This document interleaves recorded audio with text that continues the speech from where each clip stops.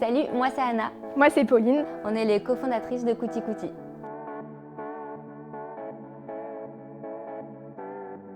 Avec Pauline, on s'est rencontrés il y a 4 ans dans un Fab Lab qui s'appelle Villette Makers et qui se trouve au cœur du parc de la Villette.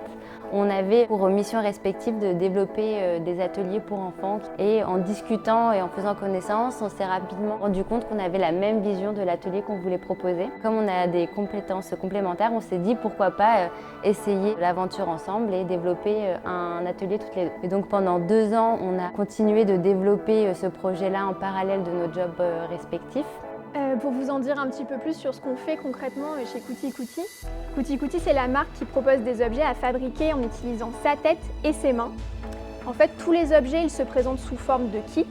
Et ces kits, ils s'adressent aux enfants entre 4 et 10 ans qui ont envie de comprendre les phénomènes qui les entourent. Donc en fait, à chaque fois, à travers la construction d'un objet, ils vont découvrir soit l'électricité ou encore les rotations et les révolutions au sein du système solaire, ou encore le son, ou encore l'optique.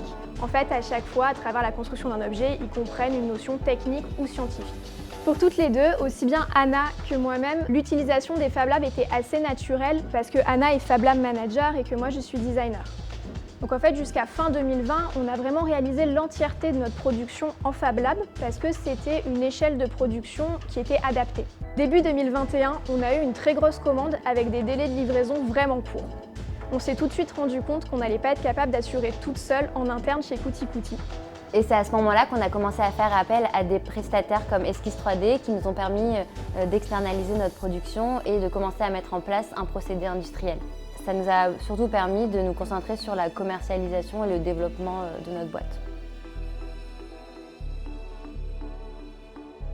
Notre plus gros défi aujourd'hui, c'est de finir la mise en place de notre industrialisation tout en préservant la qualité de nos produits.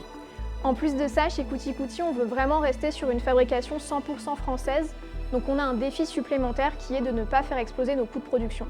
C'est vrai que chez Esquisse 3D, ils ont tout de suite compris notre problématique de passer d'une production en Fab Lab à de la semi-industrialisation et grâce à leur réactivité, on a pu honorer cette grosse commande ensemble. On souhaite à toute jeune entreprise de connaître une telle transformation et aussi de rencontrer un partenaire tel qu'Esquisse 3D pour l'aider dans ce changement d'échelle.